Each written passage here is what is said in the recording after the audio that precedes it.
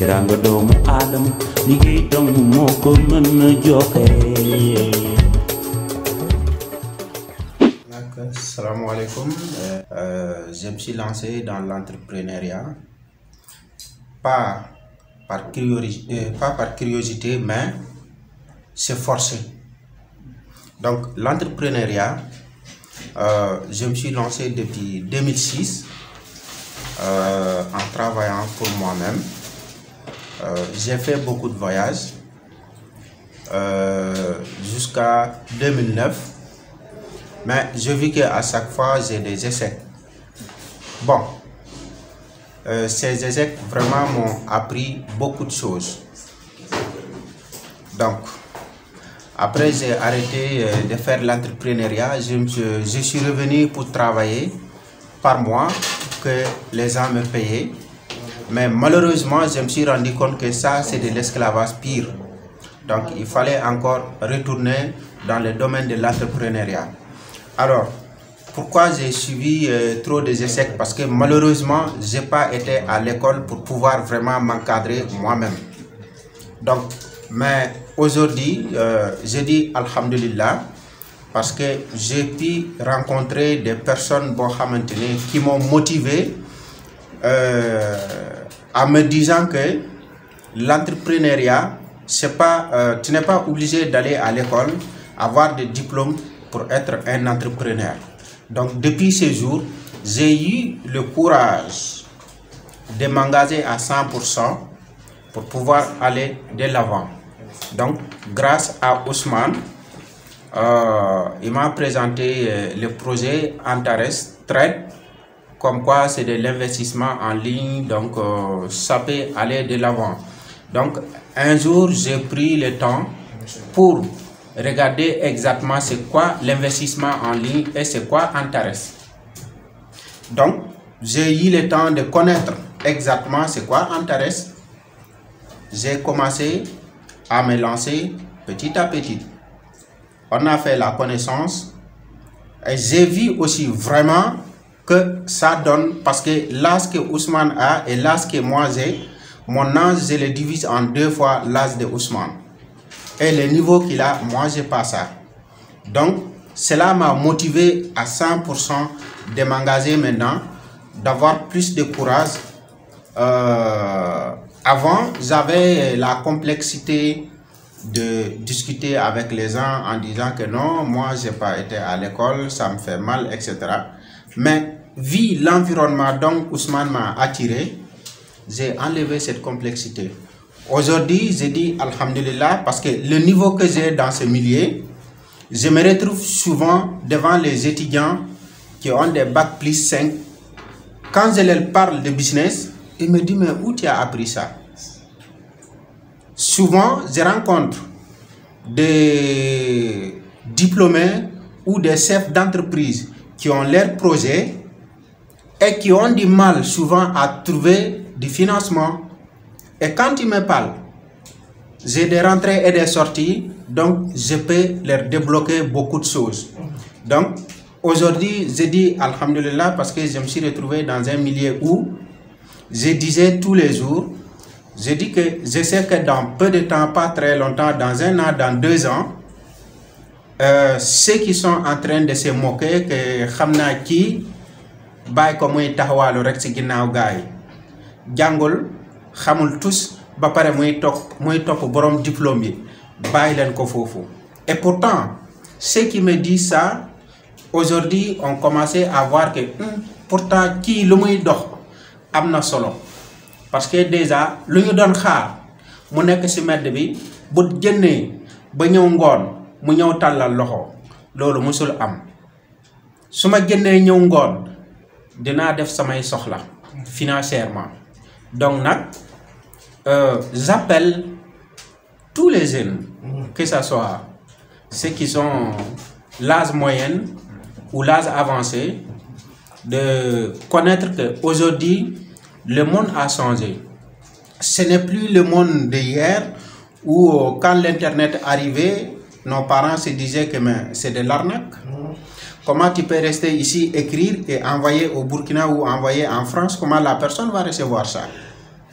Donc aujourd'hui, moi qui vous parle, je suis victime de mon entourage parce qu'il ne comprend pas exactement quand il parle de crypto-monnaie. Immédiatement, il te traite d'un voyou, d'un voleur, d'un arnaqueur. Voilà.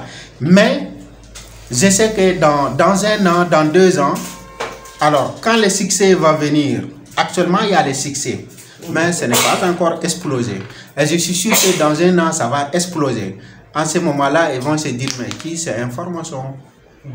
Et je vais dire, oui, je suis le chef de secte. Celui qui veut, il n'a qu'à venir adhérer. Sinon, je dis à tout le monde, que tu sois diplômé, non diplômé, à l'heure actuelle, le train a démarré. Donc, celui qui veut voyager, il n'a qu'à venir rentrer. Quand le train va mettre son première vitesse, il n'y a pas l'arrêt. Donc, quand on va arriver à la destination finale, ceux qui n'ont pas embarqué dans le train seront les perdants. Donc, wassalamu alaikum. Salam alaikum.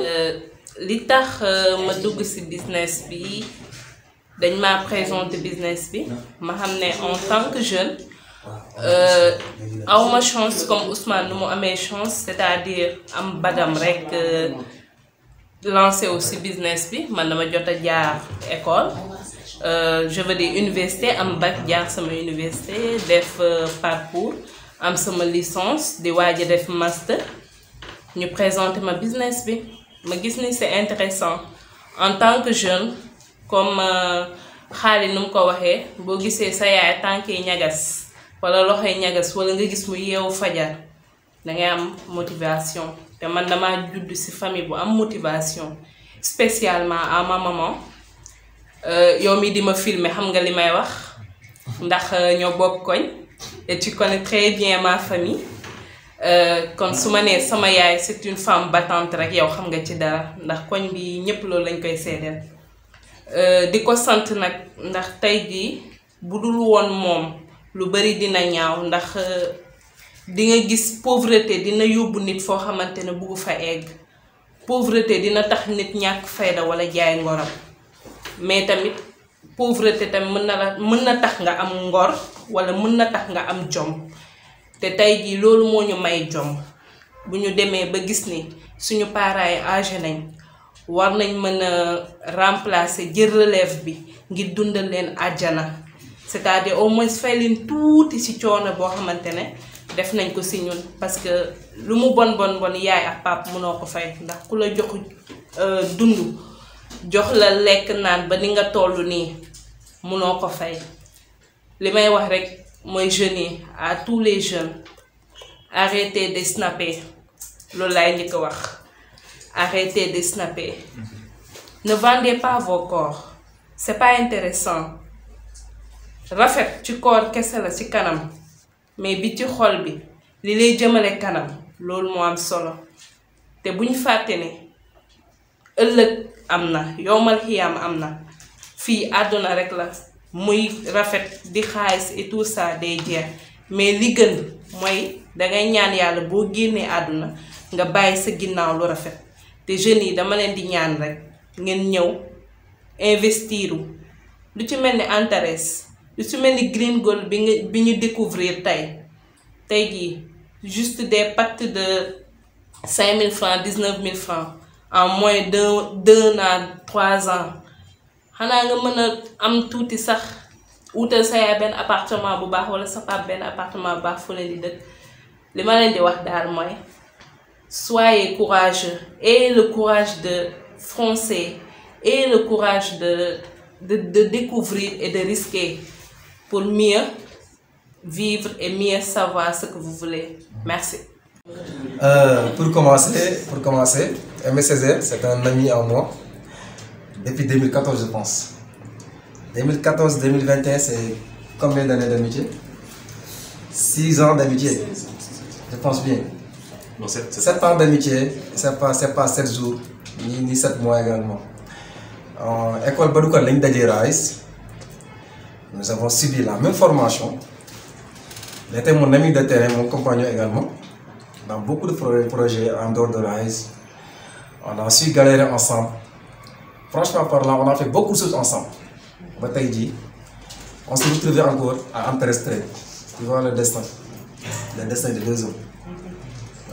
Rise moo ñu formé man ak moom ku ci nekk bi nga génnee bokk nañ ci première société après Rise c'est Amsterdam Doing Business avec Tidiane.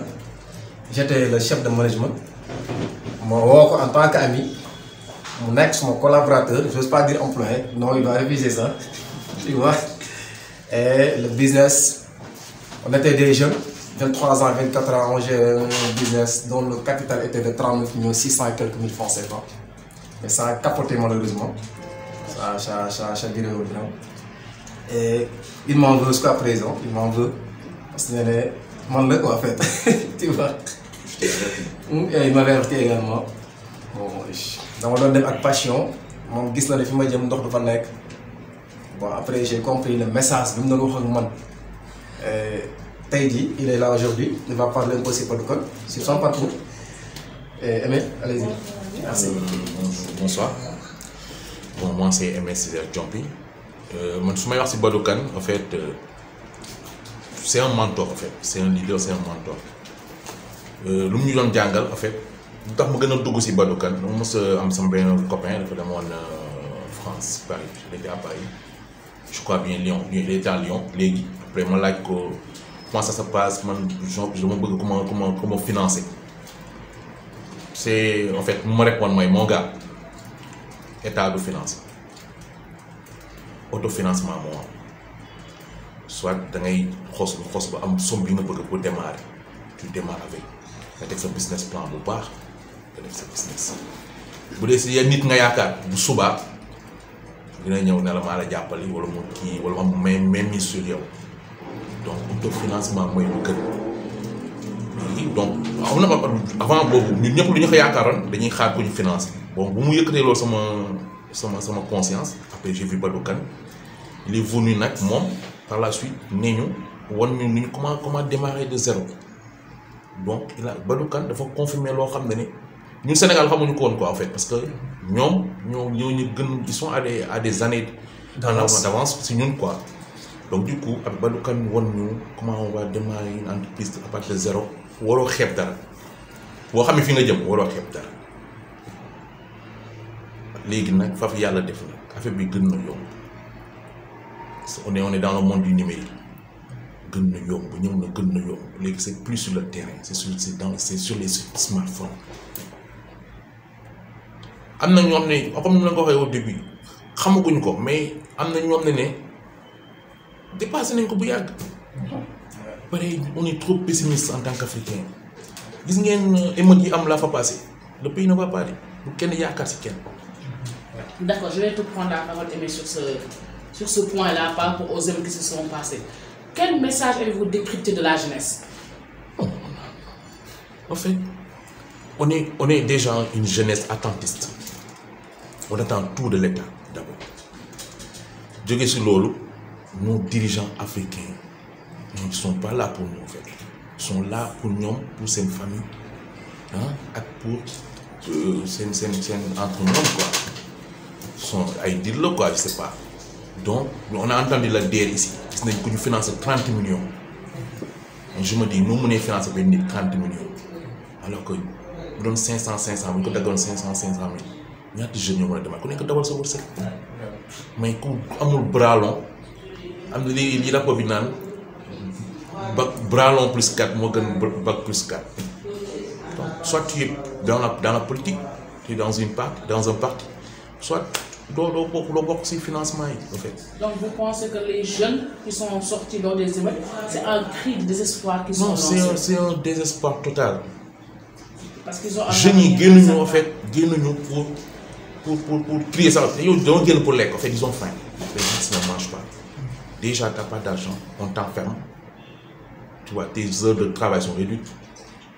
Tu donnes 8 heures à minuit pour faire ta 1000 francs, réduire l'heure de travail. Lui, le gars, il part à 8 heures, à 17 heures, il y a un pour doxanteeg bus yi balaa 20 heures kooku am na interview ñu gis benn maire ne la caare la quitté déjà le transport war na nekk ay 300 400 mu ñëw nee na jaayal dara donc déficit moyen lay demee ñu ngi jaayu dara mi ngi ñibbiwaat moom moo fay paas jaayu dara donc le prix ça va pas quoi. En fait message même lancé jeunes yi mooy dans tout investissement y a risque mais ñàkk dem mu baax mais imagine mu baax mais da ngay dem baax na mais ak xel ça faut savoir investir dañ denc seen benn fonds de roulement au cas où ah après en tout cas allez-y les gars yàlla baax na ça va aller inchallah. Je vous remercie. Maintenant, on n'a pas fini. Maintenant, c'est vrai, les jeunes sont là, les jeunes ont un avenir incertain. Mais ne pensez-vous pas que c'est plutôt un problème d'orientation qui se pose? Vous avez eu la chance d'être tombé sur Badoukan, vous a formé. Maintenant, bon, est-ce que vous ne pensez pas qu'il est temps que vous aussi vous preniez la relève et que ces jeunes aussi puissent vous écouter, que vous puissiez les mettre sur le chemin de la réussite? Puisqu'on, comme vous, comme moi, on ne peut plus compter sur nos hommes politiques. D'accord. Bon, sur ce domaine-là, en fait, Badoukan, à ses débuts, vous ne pouvez pas venir nous dire l'on nous ne comprendre. Il a fait, il a essayé d'abord, il a réussi, il est venu nous dire que c'est comme ça que j'ai fait. Léegi am na ñoo xam ne mën nga leen woo ñu ñëw quoi parce que seen mentalité ak seen ouverture d'esprit egg na fa am na ñoo xam ne tant que gisuñu preuve du ñu dem. Man comme nous l'avons dit, autofinancement, man dama tok xol ma xol na la mëna autofinancer sama bopp. Donc je me suis dit que je vais tout faire pour m'ingérer fonction publique. Je vais faire un prêt, je vais m'autofinancer, je vais faire mes business. Voilà, man lo mo nekkon sama dama tok xalat, lo la tracer sama vie professionnelle, lo la xalat won après je vais ouvrir mais de toute façon, dans toutes les façons mi ma nek employé mu nek ki je vais entreprendre. C'est dans mon sens. Entrepreneuriat rek moo la mën a jox li nga bëgg. Sinon kay bi ngay dëkkee tu vas décider ton salaire après nga dëkkee kay bi di paye après tu recommences di bindaat si kay entrepreneuriat rek moo la mën a may li nga bëgg. À part ça moom leneen ku la ko dalay wax. J'en profite aussi, je sais pas nag dina ko gis ou pas, mais j'en profite pour remercier solennellement le sieur Badoukan. Il a fait du man. En fait, on se fait démarquer. On se démarque. On se fait voir, on se fait remarquer. Parce que nous avons des choses. Nous savons. Nous ne pouvons pas comprendre. Mais par l'occasion, je peux essayer de remercier. Je remercie aussi les Tchonia et tout. On dit que les jeunes qui sont venus à l'entrepreneuriat, ils sont venus à l'école, le système américain. Et on est vraiment content pour ça et on vous remercie. Merci. Assalamu alaikum, j'étais étudiant, en même temps aussi, maintenant je suis entrepreneur, je suis membre fondateur de GAP, groupe d'action professionnelle. En même temps aussi, je suis dans Antares Trade, je suis dans Green Gold, je suis dans Altine, je suis dans beaucoup de business. Donc, moi, je suis cadre de mais je suis un témoignage parce que c'est quelqu'un qui dafa ma dimbalé en tant que nit ko xamné dafa jóge village damay wax né tay bis bu ma démé ba toll fi c'est grâce à lui motax fépp fu ma tok dama koy sante parce que daf ma fekkon ci situation yo xamné dafa metti won lool parce que tu imagines nit ko xamné dafa jóge dëkk ba ak 30 000 nga wara def sa inscription université 25 000 ce qui veut dire que ça va intéresser 5 000 francs ci ko xamné daf fi wara nek pendant 1 an presque pratiquement. Donc mu nekkoon ay kii yu métti sax des moments yu métti mais bi ma ko rencontré donc daana toog di joxe xam-xamam gratuitement ce qui est difficile di gis nit koo xam ne dafay toog expérience am mu di ko wane donc xam-xamu jaay mën naa wax ne tey bis bu ma demee ba ragalu ma exécuter bépp marché boo xam ne dañ ma ko jox je sais que je peux le faire et je peux le traiter donc loolu lépp c'est grâce à lui dañ daan toog di waxtaan xam nga bu waxee nit ñi duñ ko bàyyi xel mais man dama ko daan bàyyi xel di ko woo di ko côtoyer te musuma ko defal teranga loolu aussi bokk si loo xamante ne daf may métti parce que moom day ñëw xam-xamam da koy def gratuitement moo tax fépp fu ma toog rek dama koy sant des fois nag day métti l'entrepreneuriat musul yomb mais daf ma wax kàddu boo xam ne jusqu'à présent daf may marqué mënuma Ismaël boo demee ba nar a bàyyi na nga xalaat li taxoon nga commencé day métti lool des moments difficiles mais toujours su ma fàttalee loolu rek daf may booster waat quoi du ma terminer nag te du ma rendre koo xam ne daf ma yàgg inspiré c'est ma maman parce que kooku ni ko xaalis di waxee rek mu ne source de motivation doy na nga gis sa yaay mu nekk dans des conditions yoo xamante ne mooy loolu ce qui fait que à chaque fois bis bu ma ko gisee rek damay wax ne man en tout état de cause je serai un quelqu'un dans ce pays qu'il pleuve qu'il neige en tout état de cause tant que maa ngi dund je sais que je serai quelqu'un dans ce pays donc c'est ça maa ngi leen di wax nag jeunes yi il est temps de se réveiller parce que topp les études jusqu'à quand bi may lancé dans l'entrepreneuriat lu nekk dégg naa ko da ngay taxawaalu da ngay kii actuellement c'est eux qui m'appellent pour dire que bëgg naa liggéey jàppale ma nangam jàppale ma ni ainsi de suite ce qui fait que toujours dama lay wax ne et pourtant ma ne qu'est-ce que l'école t'a appris ñu ne bon j'ai mes diplômes ma ne et quoi d'autre léegi demal université wala état ñu jox la liggéey et pourquoi et actuellement man maa ngi gérer samay business donc maa ngi sant yàlla maa ngi faj samay soxla donc maa ngi lancé un appel ci jeunes yi ne leen il est temps ñu changer système bi comme ni ko Ousmane Sonko di waxee donc il est temps ñu yeewu ñu xam ne état bi mënut a may ñëpp emploi li ci des mooy ñun jeunes nañ yeewu ñu xam ne nous avons des défis à relever nañ créer ay emploi nañ bind ay projet bu fekkee dafa difficile nañ déposer ci ministère yi nañ créer ay GIE nañuy xalaat parce que xelkat jëriñu lu dul xalaat donc c'était ça mi moo di remercier vraiment leader Xaali di remercier rek képp koo xamante ne donc dañ fi nekk di wax Xaali moom dañ koy ñaanal mu gudd fan je sais que bu guddee fan dina impacter ay jeunes yu bëree bëri parce que moom nit ku mel noonu la quoi vraiment jaajëf. maa ngi tudd Aïssatou Marthe Sarr. Antares. maa ngi ñëw Antares pour ñu def je crois 3 semaines bon man dama nekk doomu leader. sama yaay businessman la mu nekk nit koo xam ne moom moo nekk suñu idée bien vrai que première lay def mais sant yàlla bu baax yi ma teelee xam entrepreneuriat nekk si fekk fi ñoom Xaali yi Ousmane Isma Issa tout le monde ñu nekk ay nit yu baax nit yoo xam ne que lay permettre nga dem nga nekk nit ku avancé bon jàng naa fi lu bëri d'ici peu de temps jàngal nañ ma li ñuy waxee en public et tout ça alors que avant sañ ma ko woon bon je leur remercie tous et j'espère que dinañ am yeneen ndaw yu ñuy topp nekk suñu ginnaaw jéem a jël tamit yoon bi ñu jël ñun merci beaucoup. Si je connais Badoukan ou que me dit le nom Badoukan, ça me dit beaucoup de choses. Nous, on a l'habitude de l'appeler affectueusement Biké.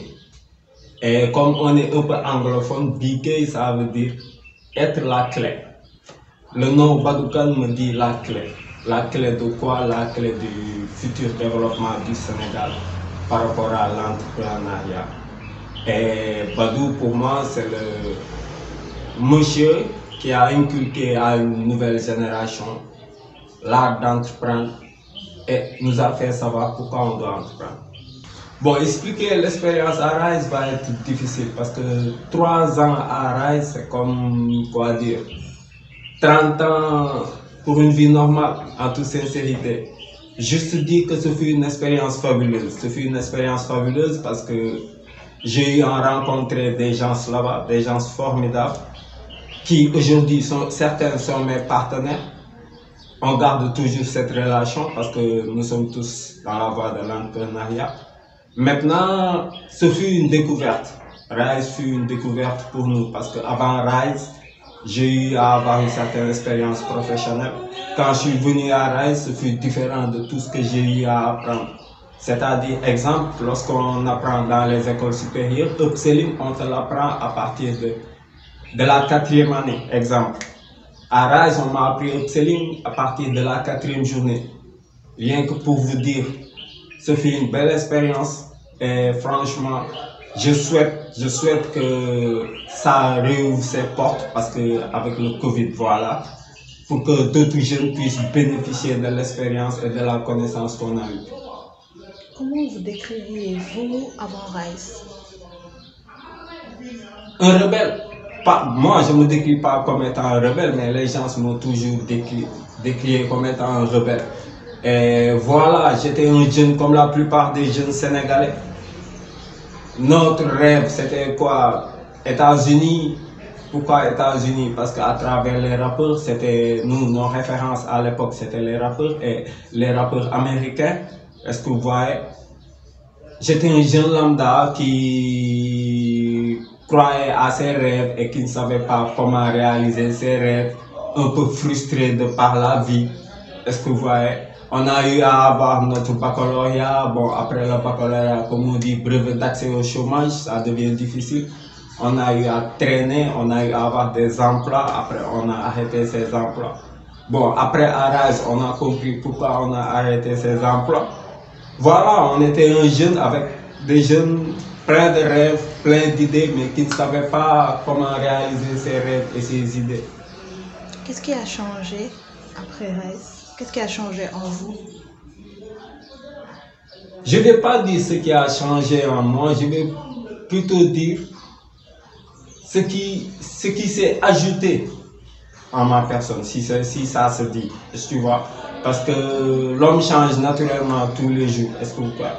Juste que voilà, à Rise nous a appris une nouvelle façon de voir les choses, c'est-à-dire, exemple, comment j'ai cessé de penser comme un employé, j'ai commencé à penser comme un employeur. Ça, c'est quelque chose de grandiose, est-ce que vous voyez? J'ai cessé de vouloir travailler pour quelqu'un, j'ai cessé de vouloir au moins travailler pour quelqu'un, j'ai commencé à vouloir travailler pour ma propre personne. J'ai commencé à me dire, si une personne a réussi à avoir son entreprise, pourquoi pas moi? Et l'idée qu'on avait de la réussite a changé. Au fait, voilà, Rise, à travers Rise, l'idée qu'on avait de la réussite a changé. Beaucoup de choses en nous ont changé par rapport au développement spirituel, par rapport au développement personnel, et par rapport au développement aussi professionnel. Est-ce que vous voyez, c'était des choses qu'on ne connaissait pas. On ne faisait pas la différence entre ce qui était personnel et ce qui était professionnel. On ne savait pas que pour tenir bon professionnellement, il fallait être bon spirituellement. Et tu vois, on ne savait pas que les gens jugeaient beaucoup plus notre façon d'être, notre paraître, plutôt que notre façon d'être. Voilà, tout ça, on a rectifié, on a commencé à faire le branding pour devenir une personne meilleure que la personne qu'on était. Et jusqu'à présent, c'est le but. Quelles sont vos ambitions, vos objectifs aussi? Mes ambitions à court terme, c'est-à-dire d'abord partager la connaissance qu'on a réussi à avoir à travers Rise d'abord, et on est en train de le faire. Maintenant, comme j'ai l'habitude de le dire, spirituellement, mon ambition c'est de quitter Abdallah Yahin pour arriver à Abdallahi. Personnellement, c'est quoi? Élire des présidents, Inch'Allah, j'ai cette ambition folle-là, d'élire des présidents. Et professionnellement, comme j'ai dit, voilà, changer le maximum de vie possible et faire en sorte que tous les enfants du Sénégal puissent avoir la connaissance qu'il faut pour voyager à travers le monde et changer de mentalité. Mon objectif personnel, c'est d'avoir un aérodrome avec des jets privés. Je veux aussi un yacht et un ranch. Ça, c'est des objectifs personnels. Maintenant, je veux aussi développer ma boîte, mon structure, pour qu'enfin ça sorte du tunnel. Parce que d'habitude, quand on dit Yakité ou Manilen Manchi tunnel, maintenant c'est le moment de sortir des tunnels pour développer ma boîte et mon structure. Avez-vous impacté des vies et avez-vous partagé ce que vous avez appris avec d'autres jeunes? Dire qu'on a impacté des vies serait prétentieux. Dire qu'on a impacté des vies, je répète, serait prétentieux. Parce que seul Dieu a le pouvoir d'impacter la vie des autres. Maintenant, on se prétend être des fils conducteurs. En tout cas, on a essayé de changer la vie des gens à travers le partage. Et oui, nous partageons notre connaissance chaque fois parce que c'est ce que l'on a actuellement. On partage tout ce que l'on sait avec ceux qui le veulent et ceux qui le méritent. Et on espérera un jour que, voilà, tout le monde aura la chance au Sénégal de dire que grâce à l'entrepreneuriat, maintenant j'ai réussi à bâtir quelque chose dans ma vie. Merci. Tiranga doomu aadama liggéey dong moo ko mën a joxe